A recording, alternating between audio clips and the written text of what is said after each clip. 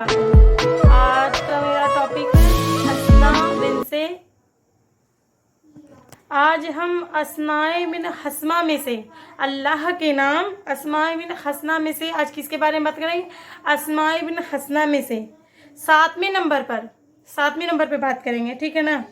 अल्लाह तबारक व तआला, ये सातवां अस्माए हस्मा, ये सातवां नंबर है। अल मोमिना, अमन देने वाला, अमन और ईमान देने वाली अल्लाह की सिर्फ ज़ात है। तो बंदे की तरफ अगर इसकी निस्बत हो तो इसका मतलब है आदमी ये अपनी तकसीम और इकरार से अल्लाह को अपनी तकसीम इकरार से अल्लाह को दे रहा है। मतलब इनकार नहीं कर रहा है अल्लाह के हुक्म का, उसको झुटलाने का, ठीक है ना। इससे अमल पहुँचेगा अल्लाह को इससे अमल पहुँचेगा। अल्लाह पर ईमान लाएगा और इसकी सारी तालीमात पर ईमान लाएगा। अमन ईमान, ठीक है, ये बंदे की तरफ निस्बत है। मोमिन अब आते हैं, मोमिन जब अल्लाह की तरफ निस्बत होते हैं तो मोमिन इसका मतलब है कि अल्लाह तबारक व तआला ज़ाहिरी और बातली अमन पर और दुनिया को देने वाला है, इंसान को और दुनिया को देने वाले हैं। ज़ाहिरी और बातिली अमल इंसानों को और दुनिया को देने वाले हैं अल्लाह पाक, अल्लाह तबारक व तआला। अल्लाह तबारक व तआला अमन का आलिम ये है कि इसके अंदर अल्लाह ने आलम असगर का मुराद है, आलम असगर से मुराद है वो भी इंसान है, और आलम अकबर का मुराद पूरी यानी पूरी की पूरी यानी कायनात है, और वही इंसान। आलम असगर से इंसान खुद मुराद है, ठीक ना। और आलम अल्लाह तबारक व तआला अमन का आलिम ये है कि इसके अंदर अल्लाह ने आलम असगर और आलम अकबर दो इल्म पैदा किए हैं, ठीक ना। आलम असगर से मुराद, मेरा कहने का टॉपिक है कि आलम असगर का मुराद खुद इंसान है, और आलम अकबर का मिसाल यानी पूरी की पूरी जो है कायनात, ये कायनात है और खुद ही बेमुतज़ार अनसार है, ठीक ना। मुतसार मनासर के मौजूद इंसान दुनिया में अमन से रहता है। इतने मुतज़ार मनासर हैं कि उसके अंदर मौजूद होने के बावजूद भी अमन से इंसान रहता है। आग में है, आग भी है, पानी भी है, मट्टी भी है, पानी भी है। तो मेरी माँ और बहनों, अब देखिए आपके मतलब अगर अल्लाह पाक आप मतलब आग नहीं देते तो क्या होता?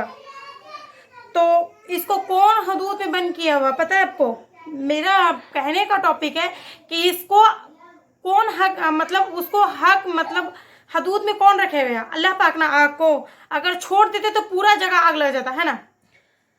अब पानी को भी अल्लाह पाक कंट्रोल में रखे हुए हैं। जब ज़्यादा नाशुक्री यानी कि ज़्यादा बढ़ जाती है, अल्लाह के हुक्मों को झुटलाता है, अल्लाह के मतलब नाफरमानी करते पानी खोलता है, तो आग कहती है कि अल्लाह मुझे इजाज़त दे हम इसे निकल जाए। जहन्नम की आग उधर से कहती है, वो बलबला रही होती है, और हवाएं भी कहती हैं कि अल्लाह मुझे इजाज़त दें कि हम इन लोगों को हलाक कर दें।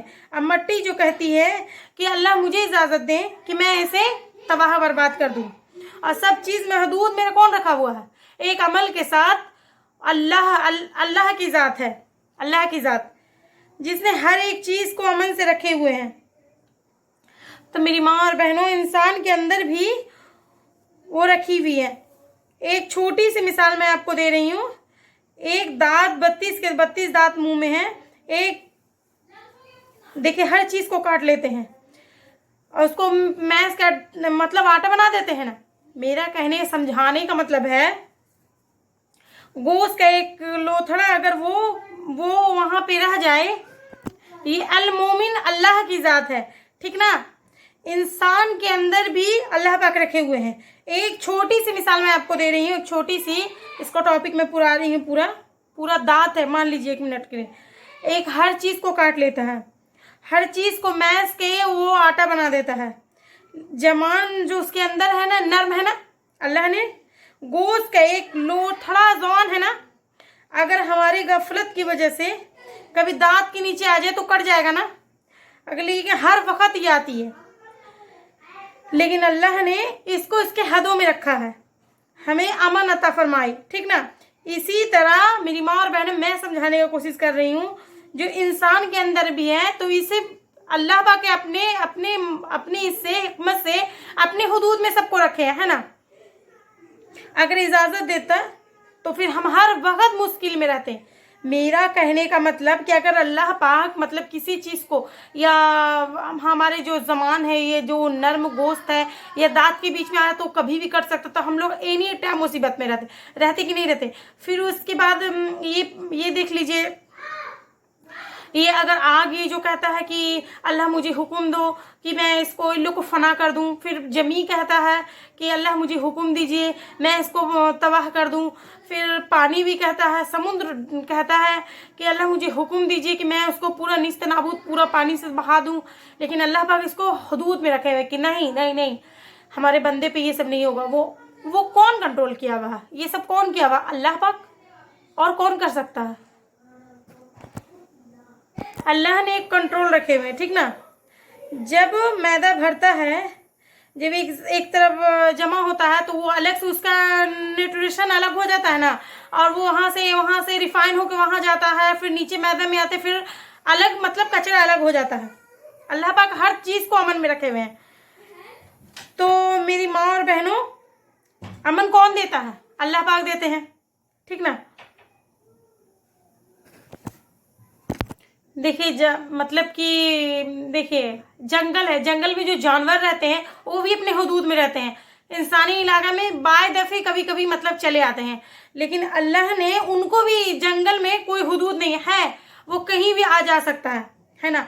और इंसान अपने घर में ज़्यादा सुकून महसूस करता है।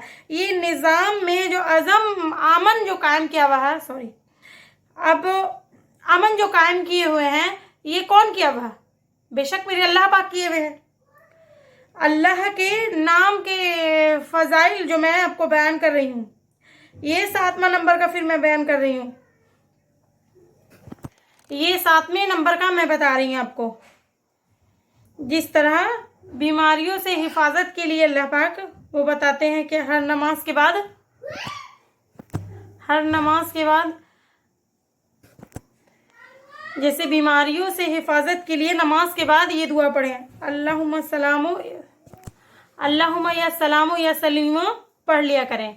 इसी तरह आपको और बता रहे हैं, कुद्दूस का हमें जुमा के नमाज के बाद तो पढ़ना है। मैं अल्लाह के नाम के फ़ायदे और फ़ज़ाइल बता रही हूँ, ठीक ना। ये फ़ायदे और फ़ज़ाइल मैं बता रही हूँ, ये टॉपिक है, मेरे रब का नाम है, ठीक ना। जुम्मे वाली दिन ही बताई ना मैं टॉपिक, कुद्दूस नाम पढ़िएगा, मतलब 150 मरतबा जुमे के बाद, जुमे के नमाज के बाद 100 मतलब 50 मरतबा, 150 मरतबा। तो तमाम ऐसे कोई ऐसा मुश्किल से महफूज रहिएगा। अब आते हैं अल मोमिनून, यानी ईमान देने वाला, ठीक ना। इसका पहला जो फ़ायदा है मैं बता रही हूँ,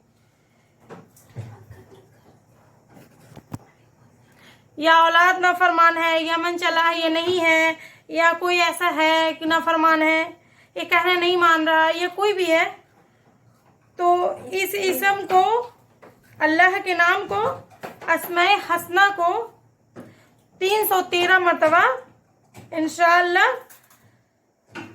तो शायद सुन ले इंशाअल्लाह। बच्चा है नहीं, बच्चे का नमाज पढ़ने के लिए बोली बच्चा नहीं सुनते हैं, बच्चे को पढ़ने के लिए बोली बच्चा नहीं सुनते हैं। तो आजकल बहुत ऐसा निकला हुआ है ना कि बच्चे लोग को कुछ भी कह लीजिए लेकिन बच्चे लोग सुनते नहीं हैं, बच्चे हो या कोई भी हो, कि आजकल के बच्चे भी शौकी के हुए हैं। ये जो अल्लाह की जो बात की जाए तो उसके लिए क्या करिएगा, अमन अगर चाहिए कि पैदा हो अमन, तो शौहर की तरफ से या बीवी की तरफ से, या बीवी शौहर के लिए या औलाद के लिए तो 313 मरतबा है, तो उन पे ये फूक दे, या 71 मरतबा फूक दे, या 11 मरतबा फूक दे। तो 11 बार भी पढ़ के फूक दे, जैसे ऐसी मैं बता रही हूँ। इसका अब दूसरा फायदा पे आते हैं। दूसरा फायदा जो है, सफ़र, जब करते हैं ना, जितने हैं सब बंदे लोग या आदमी लोग, तो वो सुकून चाहते हैं, तो किसी किस्म का खौफ ना हो, तो जहाज का सफ़र हुआ या किसी चीज़ का भी सफ़र हो, जहाज तबाना, बहुत इंसान को हर चीज़ का खौफ होता है ना, तो ऐसा अगर खौफ तारी हो जाए तो उस चीज़ का भी है ये आप या तो पूरा सफ़र पढ़ते रहिए, या अल-मोमिनू घर से ही 500 मरतबा पढ़ के निकलिए। अगर आप या मोमिन या सलामू या मोमिनो, ठीक ना, और 500 मरतबा घर ही से पढ़ के निकल जाए, तो मेरी माँ और बहनों, तो इसमें इंशाअल्लाह अल्लाह पाक फ़ायदा देंगे और आपका डर थोड़ा कमेगा, थोड़ा का बहुत हुदूद में आ जाएगा डर। खैरियत से आपका पूरा सफ़र बढ़िया होगा, बढ़िया से इसमें इंशाअल्लाह आएंगे।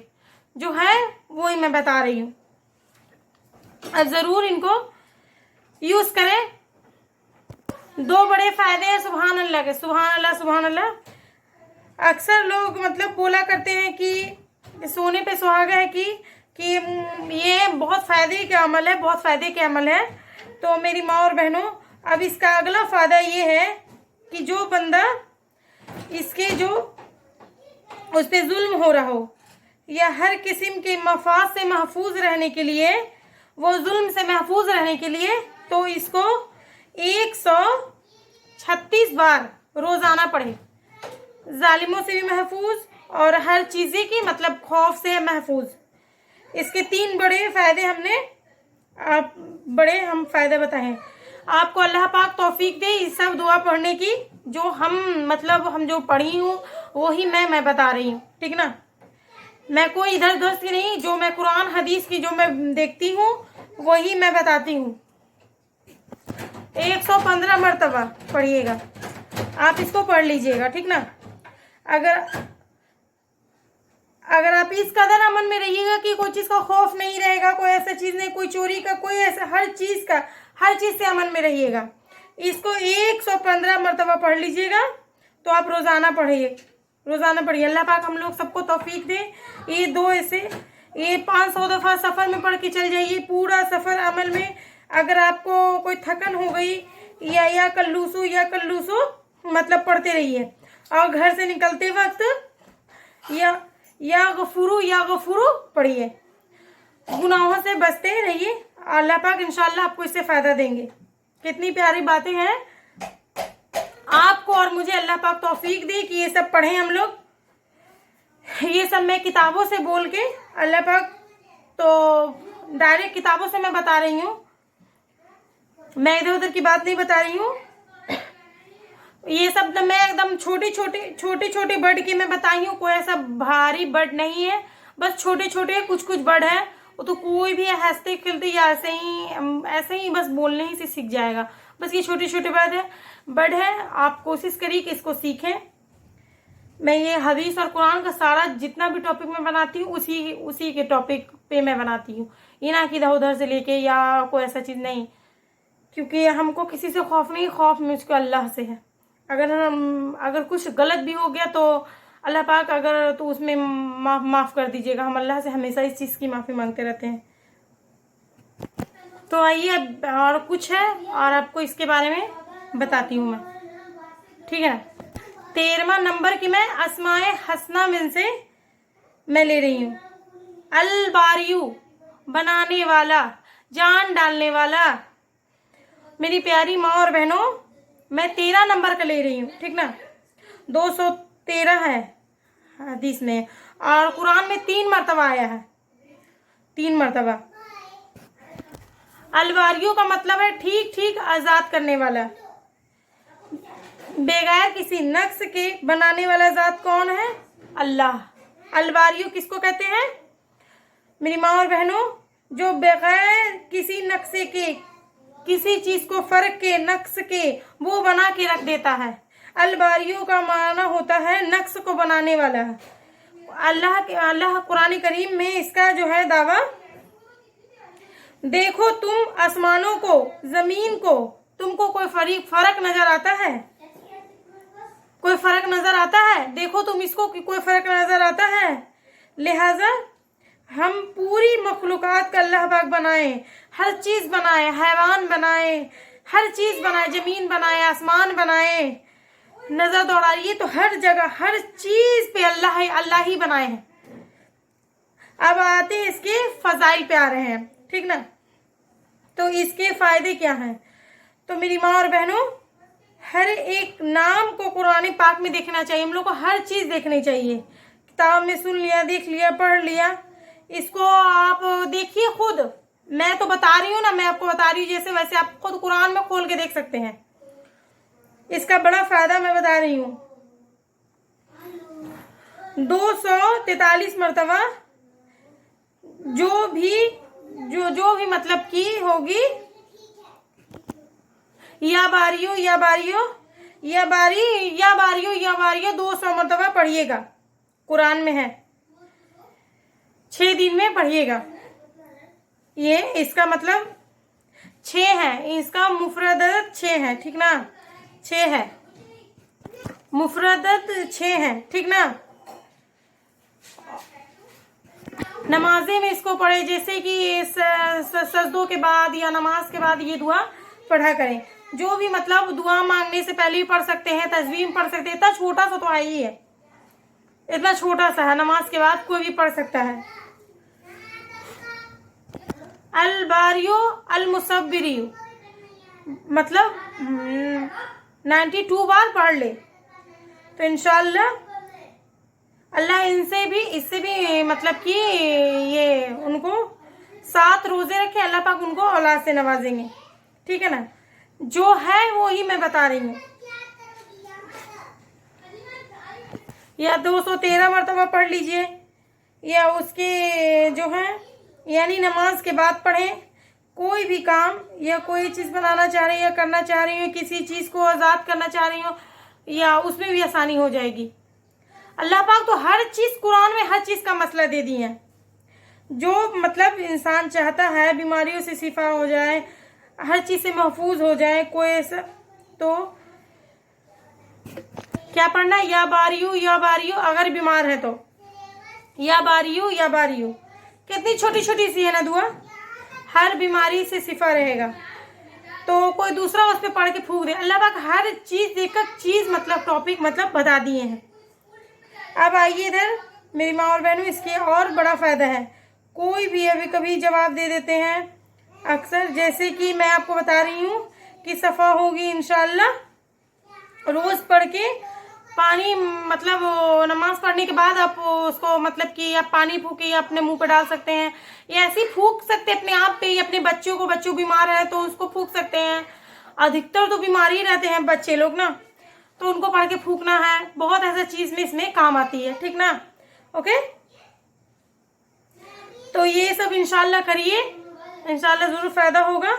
या बारियो पढ़िए, लेकिन अलग अलग करके पढ़िएगा ना। जो हम आपको बता रहे हैं जैसे टॉपिक वैसे पढ़िएगा तो इंशाल्लाह ज़रूर फ़ायदा होगा। नमाज के बाद पढ़िए, बहुत फ़ायदा होगा। ऐसे भी काम करते रहिए तो पढ़ते रहिए, क्या हर्ज है पढ़ने में, क्या हर्ज है, बस ऐसे ही पढ़ते रहिए। जो मैं इसमें कुरान में और हदीस में वही टॉपिक मैं ली हूँ और वही मैं आपको बयान की हूँ, ठीक है ना। ठीक है, तो जज़ाकल्लाह खैर।